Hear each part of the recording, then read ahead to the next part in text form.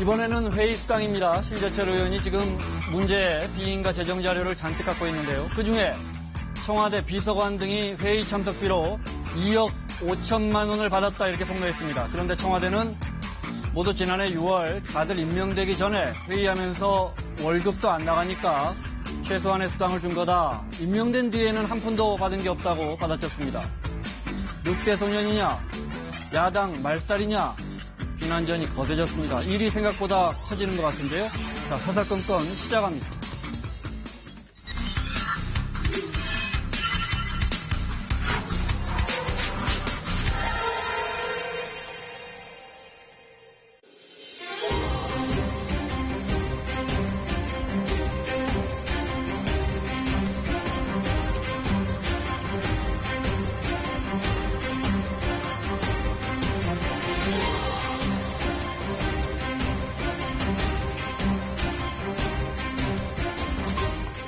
야당이 오늘 검찰 고발하겠다는 기재부의 오만 방자와 뒤에서 조종하고 있는 문재인 정권에 반드시 그 책임을 물어가도록 할 것입니다. 야당 탄압이라는 궤변을 그만두기 바랍니다. 명백한 범죄 행위를 저지르고 가짜 뉴스를 생산하는 행위를 두둔하는 것은 공당으로서 할 일이 아닙니다.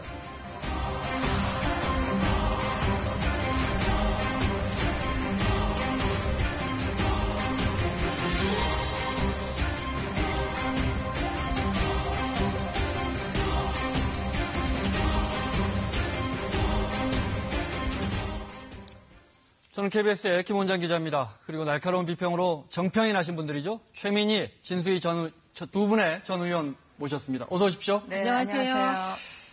심재철 의원 이야기부터 좀 해보겠습니다. 오늘은 이제 청와대 직원들이 비서관, 행정관 이런 분들이 지난해부터 아니 무슨 직원들이 회의 참석했다고 회의 수당을 받아가느냐, 그게 2억도 넘는다 이걸 폭로했거든요. 그 전에 그러면 어느 신문이 이렇게 썼더라고요. 의적이냐 도적이냐 어떻게 보십니까? 의적이에요? 도둑이에요? 글쎄요. 도둑으로 몰려있는 의적쯤으로 할까요? 저는 그런 생각을 했어요. 소매치기 잡으려고 무단횡단을 했는데 경찰이 소매치기 수사는 안 하고 무단횡단한 것만 문제 삼는 형국가 아닐까. 네. 그런 생각을 무슨 말씀인지 해봤습니다. 알겠습니다. 네. 도적? 그 표현도 과하고 의적이라는 표현도 과한 것 같아요. 정부는 이제 자료를 훔쳐갔다 이거예요. 네. 근데 그 훔쳐가는 과정을 또 도적이라고 하기도 힘들어요. 그러니까 이게 이제 수사의 쟁점이죠. 알겠습니다. 잠시 후에 자세히 여쭤보겠습니다. 네. 자, 심재철 의원의 업무 추진비 공개 논란. 이 불똥이 또 문희상 국회의장에게 튀었습니다. 문 의장이 통진당 이석기 의원 때도 압수수색 했었다 이렇게 한마디 한 것 때문에 불똥이 튀었습니다. 화면 보겠습니다. 오늘 자유한국당 의원들, 어제입니다, 이거. 네, 어제 국회의장실 항의 방문하는 모습입니다.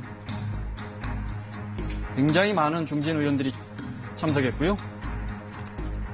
의장실에 지금 항의 방문 가는 겁니다. 거의 100여 명 가까운 의원들이 지금 신재철 의원 방금 보였습니다. 네.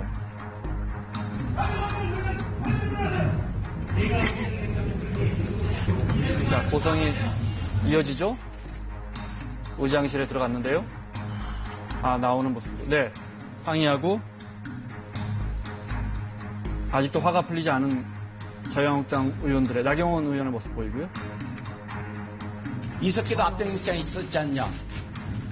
개인 비리도 아니고 반국가 사범하고 의정활동을 위한 정당한 자료 취득 과정 가지고 11억 등을 그걸 동렬해 놓고 비교합니까? 오늘 문희상 의장은 있을 수 없는 망언을 했습니다. 국가를 전복하기 위한 업무 혐의로 검찰에 압수수색을 당한 것과 정기국회 기간에 국정감사를 앞둔 의정활동의 일환을 같이 비교했다는 것은 이거는 아연실색하고. 김성태 원내대표는 있을 수 없는 망언이랍니다. 어떻게 이석기 의원, 통진당 이석기 의원하고 비교를 하느냐 이런 거예요. 어떻게 보십니까? 그 내용을 가지고 말씀하시는 게 아니라 국회의원도 특혜 대상이 아니다. 잘못이 있고 혐의가 있고 검찰이 압수수색을 해야만 할 내용이 있으면 할 수 있다 이런 취지였던 것 같아요. 네. 자, 이 문제는 뭐 본말은 아니니까요. 네. 중요한 게 이제 하나씩 따져보겠습니다. 심재철 의원이 권한 없는 정보에 조직적으로 접근한 흔적, 이제 기재부는 이제 검찰에 고발까지 했습니다. 보좌관들 고발했다가 이제 심의원까지 했습니다. 네. 이 부분은 어떻게 보십니까? 저는 이제 그 말씀 드리기 전에 아까 네. 홍영표 원내대표 말씀도 그렇고 김성태 원내대표 말씀도 그렇고 원내 1당 2당이 지금 정기국회 막 시작하는 초입에 저렇게 말씀들이 서로 거칠어지는 과정에서 네. 저는 문희상 의장이 잘 조정하고 중재해서 정기국회를 원만히 이끌어 나가야 되는 시점에서 조금 지혜롭지 못하신 말씀을 하신 게 아닌가 그게 걱정이 된다는 말씀 먼저 드리고요. 네.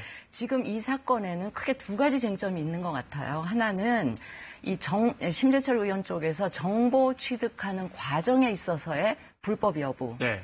또 다른 하나는 이제 그 공개된 정보가 과연 이 국민의 알 권리에 부합하느냐. 이 두 가지 쟁점이 같이 섞여 있는데 네.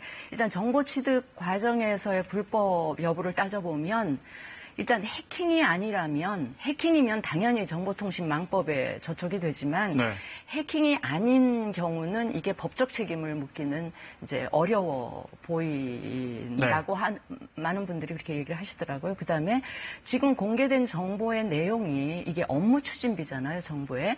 그러니까 국민 세금으로 만들어진 네. 업무 추진비니까 이게 국가 기밀 사항은 저는 아닌 것 같고요. 공개 네. 안 할 이유도 못 할 이유도 없는 업무 추진비이기 때문에 이거는 정보 성격 자체가 공익에 부합한다. 네. 이렇게 좀 지금 보여집니다. 화면에는 지금 오늘 대검인 것 같은데요. 대검에 항의 방문 나선 자유한국당 의원들 역시 굉장히 많은 수의 자유한국당 의원들이 참가하고 있습니다. 자, 제가 최 의원님께 이렇게 여쭤볼게요. 나라면 어떻게 했을까? 그러니까 취득 과정의 불법 여부를 떠나서 이거 국민들이 알만한 정보 같아요. 공개했을 것 같아요? 안 했을 것 같아요? 저는 이미 박근혜 청와대 몰래카메라 제2부속실, 네. 침대 3개, 필라테스 장비, 그 의문의 본관의 살림살이 일체, 박근혜 대통령 관저에 있던 회의 탁자 일체 공개했습니다. 그러니까 일단 자료를 입수하면 공개하죠. 근데 그 책임은 국회의원이 불법적인 과정을 통해서 자료를 취득했다면 그 책임 져야 되고 네. 또 저도 그거 폭로해서 이완구 전 총리로부터 경고 3번이나 받고 그 이후로 이런저런 탄압 받았거든요. 그러니까 국민의 알 권리이든 아니면 판단이 필요하지만 그런 정보를 공개했다면 그에 대한 대가도 치러야 되죠. 네. 그 말씀은 제가 말꼬리 잡는 건 아니고 이번 일은 공개할 할 거리는 된다 이 뜻입니까? 그러니까 알 권리 운운할 만큼 공개된 내용들이 지금까지 별게 없잖아요. 근데 더 문제되는 것은 37개 부처에 수십만 건의 자료를 지금 가지고 있다는 겁니다. 네. 근데 기재부 말에 따르면 그 안에는 국가 기밀과 관련된 예산도 있다는 거 아닙니까? 모두 47만 건입니다. 네, 그러니까 그 부분은 지금까지 얼마나 더 많은 자료를 가지고 있을지 그건 모르겠으나 그런 이제 국가 기밀과 관련된 것들은 공개하면 안 되겠죠. 근데 지금까지 나온 것들은 말하자면 가장 섹시한 거 뽑아서 했을 텐데 제가 보기에는 별 내용이 없다. 없는 것으로 봅니다. 앞서 그러니까 흔히들 이 사건 관련해서 돌아가신 노회찬 의원 이야기 많이 합니다. 삼성의 엑스파일 관련 공개했다가 통신비밀보호법 위반 혐의로 의원직 상실했는데 그러니까 국민을 위해서 하는 건 하는 거고 그거와 별개로 책임질 건 책임져라 이 말씀이십니까? 네. 근데 노회찬 의원 건하고는 두 가지 점에서 비교가 되는데요. 네. 하나는 노회찬 의원의 경우는 그 공개하는 방식이 심재철 의원의 경우는 정론관에서 기자회견을 하면서 그게 이제 국회의원의 면책특권에 저촉되지 않는 거였는데 아마 노회찬 의원은 그 노회찬 의원 보좌관이 홈피에 올리면서 그 특권이 적용되지 않는 바람에 이제 실정법의 법적 책임을 졌고요. 거기다 또 하나는 삼성 엑스파일의 경우 이제 민간 기업이고 그게 과연 공익 국민의 알 권리 이거랑 부합하느냐 거기 또 논란이 됐었고요. 그러니까 두 가지 점에서 좀 차이가 있다고 보여집니다. 최 의원님께 제가 이렇게 여쭤볼게요. 당시에 노회찬 의원이 의원직을 잃으니까 정작 이건희 회장은 기소도 안 하면서 그걸 국민들에게 알린 노회찬 의원은 의원직을 박탈하느냐 이렇게 당시 이현주 대변인이 논평을 했더라고요. 제가 찾아봤더니 지금 바른미래당 가 계시죠? 그렇죠. 네.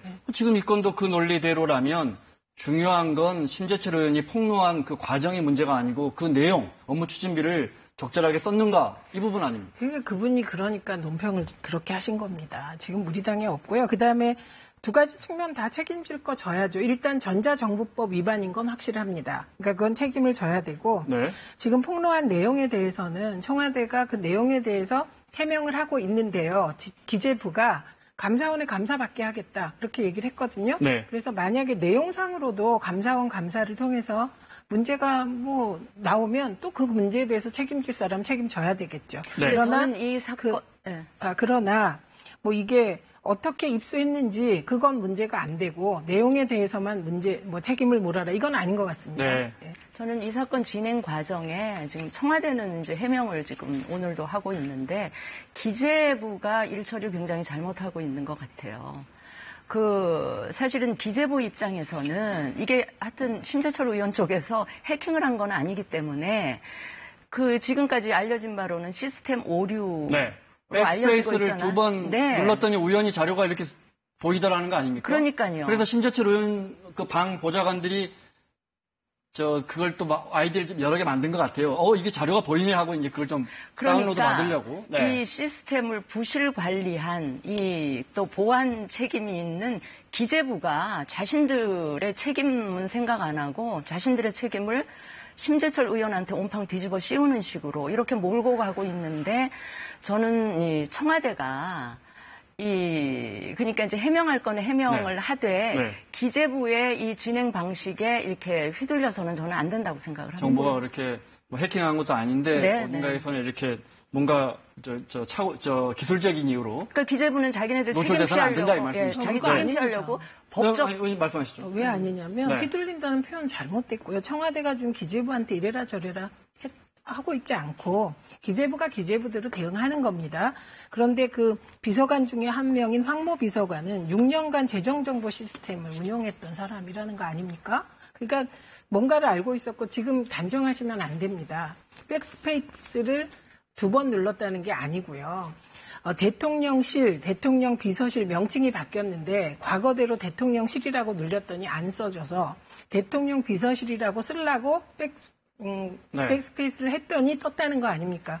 이걸 사실로 받아들일 수는 없는 겁니다, 지금. 그래서 쟁점이 바로 수사의 쟁점이 이 부분입니다. 네, 알겠습니다. 그 부분은 뭐 이제 저희가 여기서 진위를 확인할 수는 없으니까요. 네. 양측의 주장이 그렇고 하나씩 중요한 건 이제 그렇게 해서 청와대가 썼다는 업무 추진비가 정말 부적절하게 쓰였나 하나씩 여쭤보겠습니다. 미용실 영수증이 왜 나오는지 자 이거 먼저 볼까요?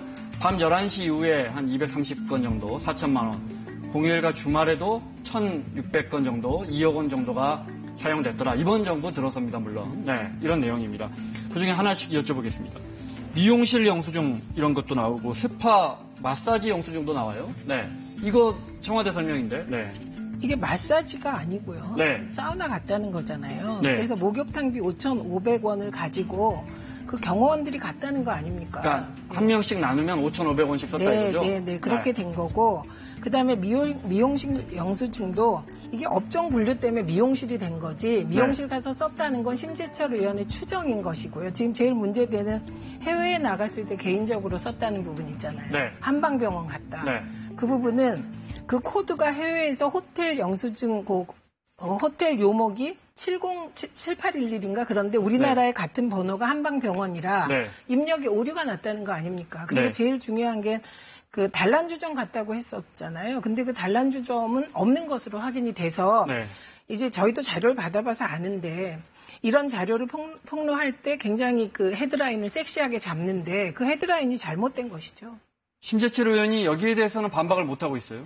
아니 근데 그 자료를 처음 본 사람들 입장에서는 미용실, 뭐 단란주점, 뭐 호프집, 뭐 외국의 호텔 네. 막 이렇게 나오니까 지금 이제 청와대 구체적인 해명이 있으니까 그랬었구나 이렇게 네. 알지만 자료를 처음 분석하는 사람들 입장에서는 이게 뭐지?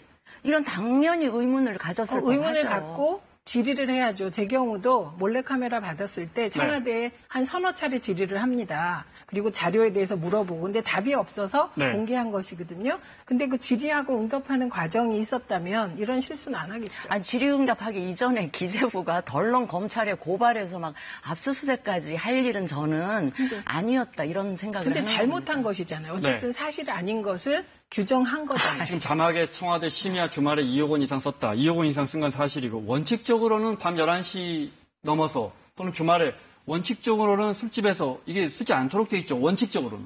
아니 그거의 그 원칙이 네. 청와대하고 일반 부처가 다릅니다. 네. 예, 청와대의 경우는 24시간 365일 거의 일하는 체제이기 때문에 일반 부처하고 다릅니다. 근데 일반 부처는 11시 이후 그다음에 유흥주점은 청와대는 사용할 수 있다. 물론 유흥주점, 영수증은 없으니까 그 뭐 이야기할 거리도 안 되고. 유흥주점은 아예 이게 결제가 안 되게 되어 있습니다. 그럼 국민들 입장에서 10만 원 넘는 일식집 간 거 또는 밤에 이렇게 술집에서 호프집이든 이자카야든 술집에서 집행된 건 어떻습니까? 그 호프집이 이건 규정상 문제 없는 겁니까? 네, 그 호프집은 아마 제 추측으로는 뭐 이렇게 일 끝나고 네. 심야에 뭐 한잔 하러 간 것 같은데 그게 호프집. 이른바 업무협의체. 네.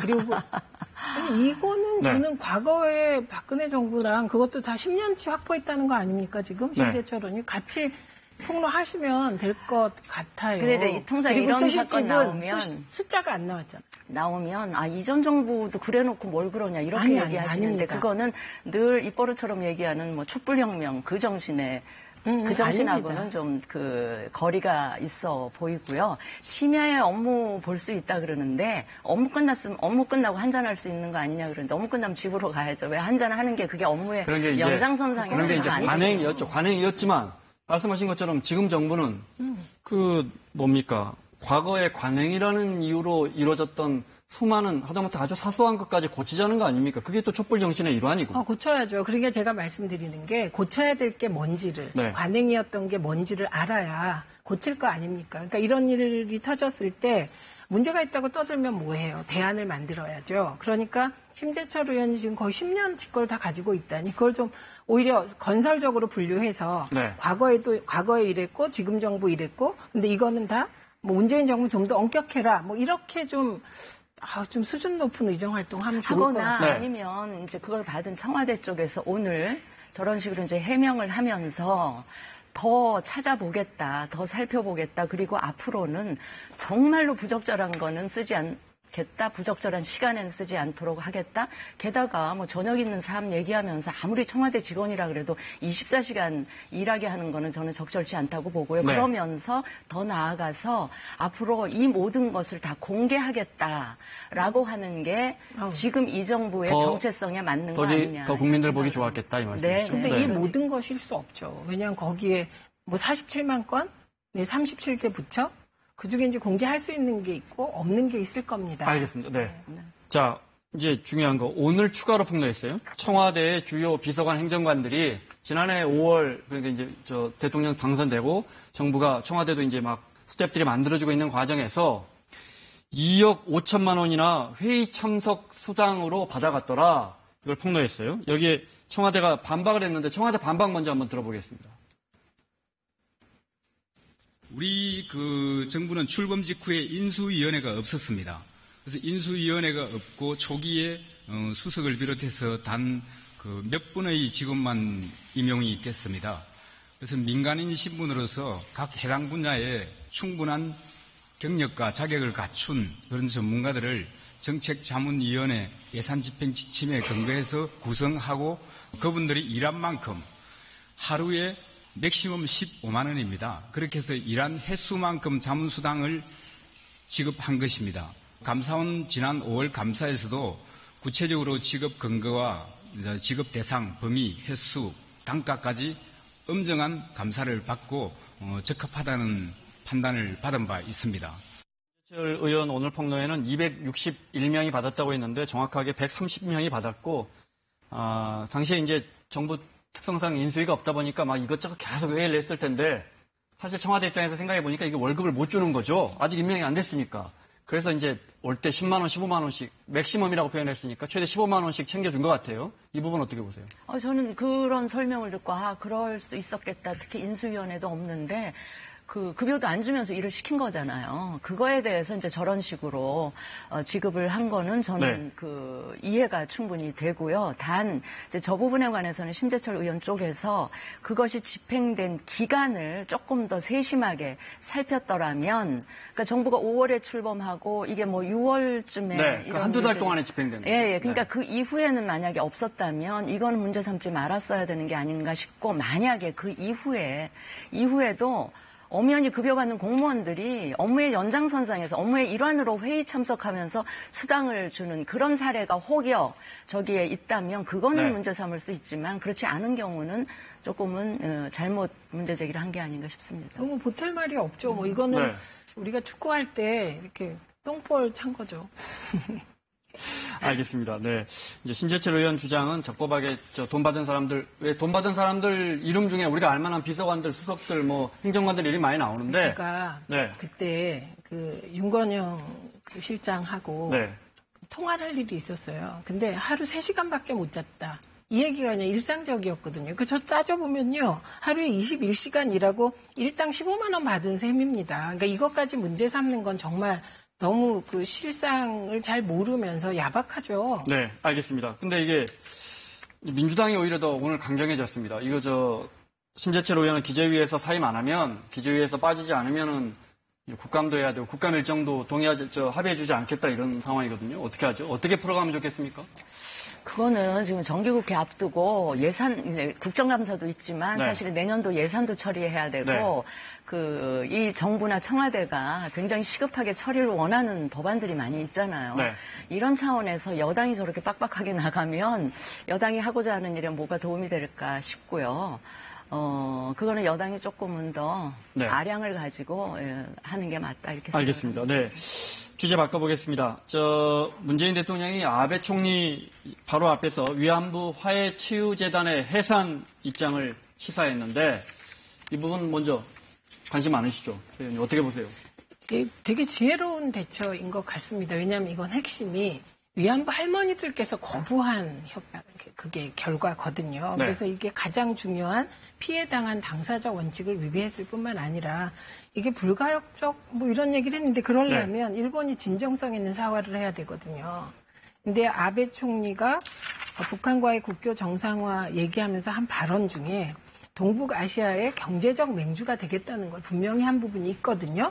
이걸 보면서 아직도 대동아 공영권의 환상에서 벗어나지 못했구나 이런 느낌을 받았어요. 그러니까 진정한 사과가 없는 상태에서 게다가 이면 합의까지 해서 뭐 소녀상 문제에 대해서는 정부가 지원하지 않겠다든지 뭐 이런 이면 합의까지 있었기 때문에 저는 뭐 지혜롭게 잘 처리하신 것 같습니다. 그렇다고 협약을 파기하지는 않겠다는 거죠. 잠시 후에 자세히 여쭤보겠습니다. 네. 그러면 위안부 합의 때부터 지난 정부에서 만들어졌죠? 위안부 합의에서부터 이 화해치유재단이 해산하게 될 때까지의 과정 화면으로 보시죠. 지난 2015년 12월 위안부 문제 공론화 24년 만에 한일 양국 간의 합의가 이루어졌습니다. 일본군 위안부 피해자분들이 명예와 존엄이 회복되고 마음의 상처가 치유될 수 있기를 진심으로 기원합니다. 日韓関係が新時代に入ることを確信しております。 일본 정부는 위안부 문제의 책임을 통감한다며 우리 정부가 위안부 지원 재단을 만들면 일본이 여기에 정부 예산으로 일본 돈으로 100억 원 정도의 지원금을 내기로 했습니다. 그리고 더 이상 위안부 문제를 공론화하지 않기로 이른바 최종적 불가역적인 합의를 못 박았는데요. 전제로 이번 발표를 통해 일본 정부와 함께 이 문제가 최종적 및 불가역적으로 해결될 것임을 확인한다. 바로 이 부분, 불가역적이라는 부분, 또 당사자들이 동의하지 않은 합의라는 부분이 계속 논란이 됐고요. 없구나, 먹을 게 없어서 일본에 대고 배탕하는 거다. 우리 명예와 인권을 누가 제발로 뺏어갔습니까? 논란이 되면서 화해치유재단에 대한 재검토가 시작됐고 이사들은 이미 전원 사퇴했고 운영은 사실상 안 되고 있습니다. 문재인 대통령이 이번 한일회담에서 아베 총리에게 어차피 기능 못하는 이 재단을 지혜롭게 매듭짓자 이렇게 언급을 했고요. 정상적인 기능을 하지 못하고 고사할 수밖에 없는 상황인데다 국내적으로 재단 해체를 요구하는 목소리가 높은 현실에 대해 설명을 했습니다. 자, 위안부 합의 문제에서 나는 이 부분은 납득할 수 없다 하는 부분이 있을까요? 아까 우리 최 의원님 얘기하셨듯이 어떤 당사자인 위안부 할머니들의 의견이 반영이 안 됐다는 거, 그 다음에 불가역적 합의라는 거를 못 박았다는 게 대단히 잘못됐고요. 저도 이 재단은 이제는 해산되는 게 맞다 생각을 하고요. 이 2015년 12월에 합의가 순조롭게 진행된다는 전제하에 이 재단의 존재 이유가 있는 것인데 이미 이제 존재 이유는 잃어버린 것이라고 보고요. 그래서 해산하는 게 맞고요. 근데 이번에 재단 해산권에 대해서만 언급을 했고요. 저는 이 정도 되면 재협상에 대해서도 언급을 해야 하고 재협상이 불러올 외교적인 파장이나 이런 부분들은 우리가 감내해야 된다 이렇게 생각을 합니다. 네, 정부는 지금 대통령이 이제 위안부 합의 재협상하자는 것도 아니고 위안부 합의를 파기하는 것도 아니고 다만 이 재단이 역할을 못하고 있으니까 이 재단을 해체하겠다 이런 부분인데 불가역적이다 이 부분.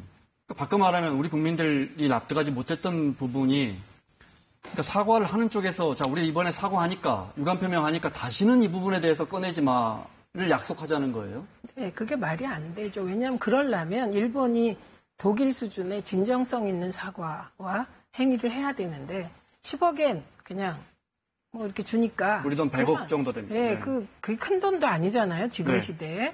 그 정도는 국민들이 모금해도 모을 수 있는 돈인데 하여튼 아주 불쾌한 태도라고 생각합니다. 그래서 있을 수 없는 일이었고요. 그리고 저는 지혜롭다는 게 사실 우리가 요 일에만 초점을 맞추면 이게 큰일이지만 만약에 아베 말대로 일본하고 북한의 관계가 정상화되면 거기도 똑같이 위안부 문제 협상이 시작될 겁니다. 네, 만약에 그 프로세스가 있다면 그러면 그런 큰 틀 속에서 뭐 이 문제는 다시 논의가 자연스럽게 될 수도 있기 때문에 정부가 먼저 굳이 재협상하자 이렇게 얘기해서 부담을 질 필요는 없다 이런 생각을 했던 것이죠. 그런데 그 100억 원이 집행이 됐고 그중에 일부 위안부 할머니들은 정부에서 합의했다고 받아가라 그러니까 받아가신 분들도 있고 이거 그 받아가는 과정이 정상적이지 않았기 근데 이런 부분이나 또 남은 돈 일본 정부가 받을까요? 이런 건 어떻게 해결합니까? 그건 이제 앞으로 어떻게 해결하든 이번에 이제 대통령께서 하신 말씀 그냥 있는 그대로의 사실이 이렇다. 네, 저는 그렇게 시작이 된다고 생각합니다. 일의 진행이나 처리가. 알겠습니다. 위안부 합의가 전혀 우리 국민들을 납득시키지 못한 것 같고 한일 두 나라 간의 앙금도 해결하지 못한 것 같아요. 어떻게 해나갈까요? 앞서 이제 지금 정부가 부담스럽더라도 재협상하는 게 낫다 이렇게 말씀하셨는데. 저는 그렇게 가야 되고 갈 수밖에 없지 않을까 생각을 합니다. 알겠습니다. 이렇게 듣겠습니다. 자, 최민희, 진수희 두 분과 함께했습니다. 고맙습니다. 고맙습니다.